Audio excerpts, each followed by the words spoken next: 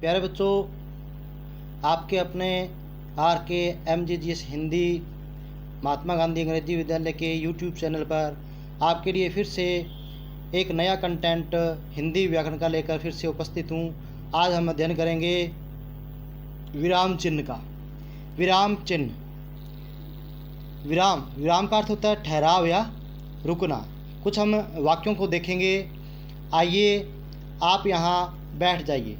आइए आप यहाँ बैठ जाइए।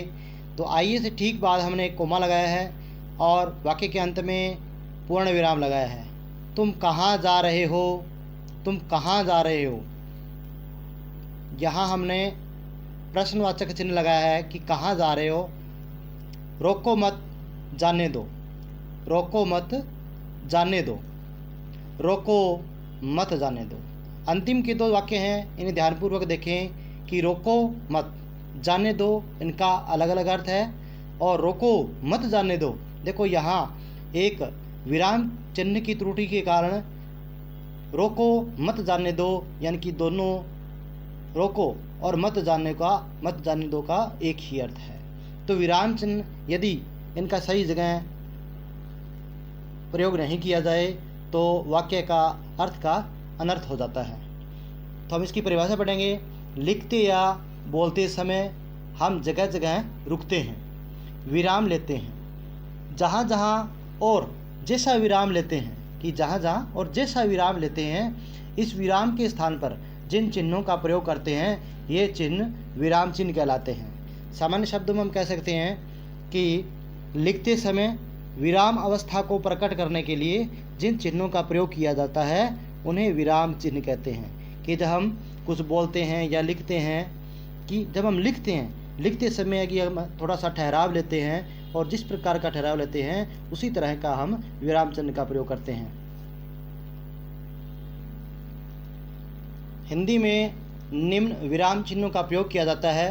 पहला है पूर्ण विराम, उसके बाद अर्धविराम, अल्प विराम, प्रश्नवाचक, योजक चिन्ह, विस्मयादि बोधक चिन्ह, उदाहरण चिन्ह, निर्देशक चिन्ह, विवरण चिन्ह, कोष्ठक चिन्ह, लाघव चिन्ह, संक्षेपण चिन्ह, त्रुटिपूरक चिन्ह, अवतरक चिन्ह। कुल ये 14 प्रकार के और अन्य भी चिन्हों का प्रयोग हम करते हैं। तो इन 14 विराम चिन्हों का हम एक एक कर विस्तार से इन पे चर्चा करेंगे, इनको समझेंगे। सबसे पहले हम पढ़ेंगे पूर्ण विराम। पूर्ण विराम जैसे नाम से पता चला है कि पूर्ण यानी कि पूरा रुकना। पूर्ण विराम यानी कि ठहरना, कि पूरा ठहरना, पूरा रुकना। यह चिन्ह वाक्य के पूर्ण होने के पश्चात लगाया जाता है।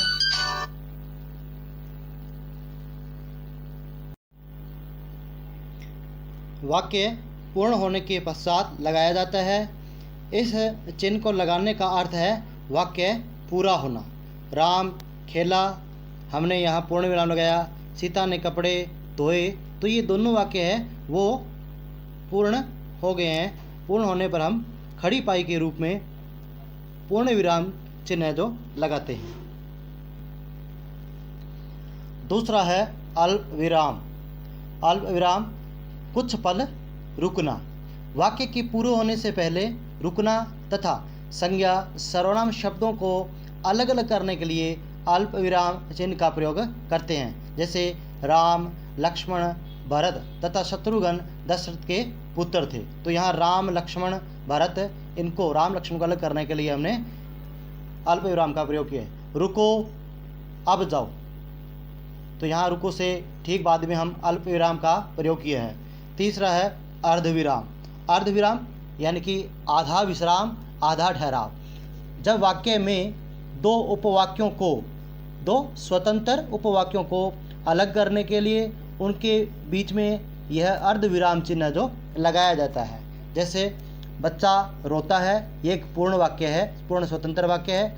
माँ सोती है, तो इन दोनों वाक्यों को अलग करने के लिए ठीक इनके बीच में हम अर्धविराम चिन्ह का प्रयोग करते हैं। तुम मेरे पुत्र ही नहीं शिष्य भी हो, तुम मेरे पुत्र ही नहीं शिष्य भी हो। इन दोनों वाक्यों को पृथक करने के लिए, अलग करने के लिए इन दोनों के बीच में हमने अर्धविराम चिन्ह का है जो प्रयोग किया है।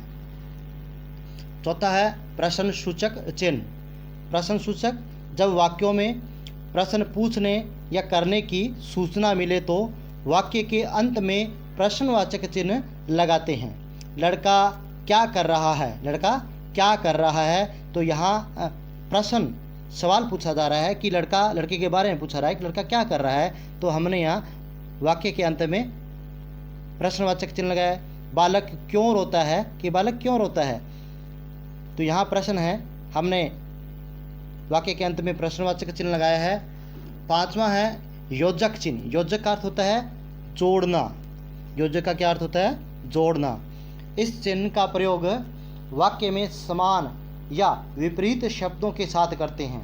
जब वाक्य में दो समान शब्द आ जाते हैं तो उन दोनों के बीच में हम इस योजक चिन्ह का प्रयोग करते हैं, या दो विपरीत शब्दों के साथ इसका प्रयोग करते हैं। जैसे माता पिता, छोटा बड़ा, धीरे धीरे, या तुलना में भी इसका प्रयोग किया जाता है कि तुम फूल सी हो, तुम फूल सी हो, तो यहाँ तुलना की गई है, तो तुलना में भी योजक चिन्ह का प्रयोग है वो किया जाता है। इसके बाद में आता है छठा चिन्ह विस्मयादि बोधक चिन्ह। हर्ष, शोक, घृणा, विस्मय, प्रेम, भय, आश्चर्य आदि भावों को व्यक्त करने के लिए इस चिन्ह का प्रयोग करते हैं। हे प्रभु मुझ गरीब पर कृपा करो, कि हे प्रभु मुझ गरीब पर कृपा करो। हे प्रभु, तो हम यहाँ ईश्वर से प्रार्थना कर रहे हैं कि हे प्रभु, हाय ये क्या हो गया, हाय ये क्या हो गया, तो हाय ये शब्द है विस्मयादि बोधक है, किसी न किसी भाव को व्यक्त कर रहा है, तो हमने यहाँ विस्मयादि बोधक चिन्ह लगाया है। सातवां है उदाहरण चिन्ह। ये दो प्रकार का होता है, एकल उदाहरण और दोहरा उदाहरण चिन्ह। पहले हम एकल उदाहरण चिन्ह की बात करेंगे। किसी विशेष व्यक्ति, पुस्तक, वस्तु का नाम अथवा उपनाम के साथ इस चिन्ह को लगाते हैं। जैसे कि सुभाष चंद्र बोस, नेताजी। सुभाष चंद्र बोस, नेताजी। विशेष नेताजी को इन्वर्टेड कोमा यानी कि एकल उदाहरण चिन्ह में बंद किया गया है, अलग से दिखाने के लिए। प्रेमचंद का उपन्यास गोदान। गोदान प्रेमचंद, मुंशी प्रेमचंद का प्रसिद्ध उपन्यास है। इनको पृथक करने के लिए, अलग दिखाने के लिए हमने एकहरण चिन्ह का प्रयोग किया है। दोहरा उदाहरण चिन्ह, किसी कथन या वाक्य को किसी परिवर्तन के यानी कि बिना किसी परिवर्तन के लिखा जाता है, तब दोहरे उदाहरण चिन्ह का प्रयोग करते हैं। इस चिन्ह को हम लगाते हैं। लाल बहादुर शास्त्री ने कहा कि जय जवान जय किसान। तो इस वाक्य में हम किसी प्रकार का परिवर्तन नहीं कर सकते, और जहाँ वाक्य में कहे गए शब्दों में परिवर्तन नहीं किया जाता है, जो क्या त्यों लिखा जाता है, वहाँ दोहरा उदाहरण चिन्ह का प्रयोग करते हैं। जैसे आगे देखेंगे हम, गांधी जी ने कहा करो या मरो। गांधी जी ने करो या मरो का नारा दिया, तो ये गांधी जी के शब्द थे, इनको हमने दोहरा चिन्ह लगा करके रेखांकित किया है, किसी प्रकार का इसमें परिवर्तन नहीं किया है। आठवां चिन्ह है निर्देशक चिन्ह। बात पर विशेष बल देने के लिए निर्देश या निर्देशक चिन्ह का प्रयोग करते हैं। नाटकों व एकांकी में संवाद एवं पात्रों के बीच में भी इसका प्रयोग किया जाता है। जैसे महात्मा गांधी ने कहा अहिंसा परम धर्म है, यहाँ हमने निर्देशक चिन्ह को लगाया है। जैसे संवाद की बात करें, राम ने एकांकी के रावण तुम अहंकारी हो, रावण ने जवाब दिया, यहाँ हमने निर्देशक चिन्ह लगाया कि हाँ कोमा मैं अहंकारी हूँ, यहाँ पूर्ण विराम। तो निर्देशक चिन्ह है एकांकी के पात्रों के बीच जब संवाद होता है तब लगाया जाता है। 9वां है विवरण चिन्ह। वाक्य के पश्चात किसी बात का विश्लेषण, सूचना, पारिभाषिक शब्दावली के भेद, प्रकार, शीर्षक, उपशीर्षक, को लिखने के लिए इस चिन्ह का प्रयोग करते हैं। जैसे कि संज्ञा के 3 भेद हैं, हमने यहाँ विवरण चिन्ह लगाया है कि आगे हम इसका विवरण देंगे। जैसे विषय के बाद में छुट्टी के लिए प्रार्थना पत्र, इसको दर्शाने के लिए, इस पर विशेष बल देने के लिए ठीक इसके बाद में हम विवरण चिन्ह लगाया है। आगे है 10वां कोष्ठक चिन्ह। जब किसी कथन को भाव के साथ प्रकट करना हो, जब किसी कथन को भाव के साथ प्रकट करना हो और अधिक विस्तार से समझाना हो, तब इस चिन्ह का प्रयोग करते हैं, इस चिन्ह को लगाते हैं। भीम ने कहा क्रोध से, यानी कि भीम ने क्रोध से कहा, तुम्हारा इतना दुस्साहस। ईदगाह प्रेमचंद की कहानी, किसकी कहानी? प्रेमचंद की कहानी। हमने यहाँ कोष्ठक चिन्ह लगाया है। बाल कथा है। 11वां चिन्ह है लाघव चिन्ह, छोटी बिंदी जो हम लगाते हैं। किसी शब्द या नाम को छोटे रूप में लिखने के लिए अक्षर इस चिन्ह का हम प्रयोग करते हैं। जैसे मध्य प्रदेश, मध्य प्रदेश को छोटे रूप में, संक्षिप्त रूप में लिखने के लिए, लघु रूप में लिखने के लिए हमने इसको म और प्र लिख देते हैं। म के बाद बिंदी लगाते हैं, लाघव चिन्ह लगाते हैं, म प्र, तो इसका अर्थ हो गया मध्य प्रदेश। जैसे पंडित लिखने के लिए प के आगे हमने लाघव चिन्ह लगा दिया, तो इसे पंडित हो गया। कृपया पृष्ठ उल्टें, क्री प्र उ, यानी कि प्रत्येक शब्द का प्रथम वर्ण लेकर के उसके आगे लाघव चिन्ह लगा दिया, इसका अर्थ हो गया कृपया पृष्ठ उल्टें। जैसे हम राजस्थान लिखते हैं तो राज लिख करके उसके आगे लाघव चिन्ह लगा देते हैं, इसका ये लघु रूप हो जाता है। किसी शब्द का संक्षेपण करने के लिए लघु रूप के लिए लाघव चिन्ह का प्रयोग करते हैं। 12वां है संक्षेपण चिन्ह। जब किसी गद्यांश या पद्यांश को पूरा न लिख संक्षेप में लिखते हैं, वहाँ संक्षेपण चिन्ह लगाते हैं।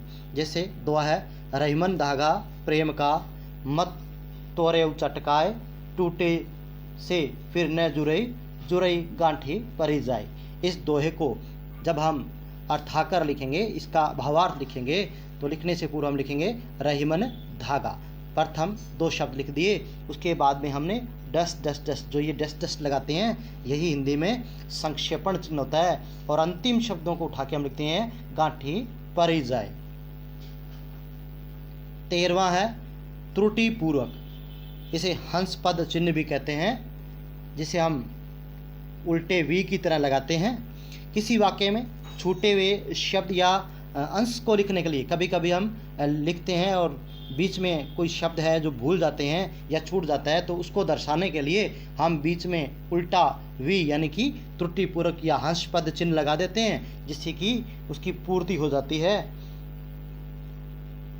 जैसे राम, हमने वाक्य लिखा राम हनुमान बहुत प्यारे थे। वाक्य को पढ़ते हैं थोड़ा अटपटा सा लगता है कि राम हनुमान बहुत प्यारे थे, इनकी को शब्द हम लिखना भूल गए हैं, तो बीच में यूं हंस पद चिन्ह लगा करके ऊपर हमने जो लिखना, जो छूटा शब्द है, छूटा हुआ वर्ण है, उसको लिख देते हैं कि राम को हनुमान बहुत प्यारे थे।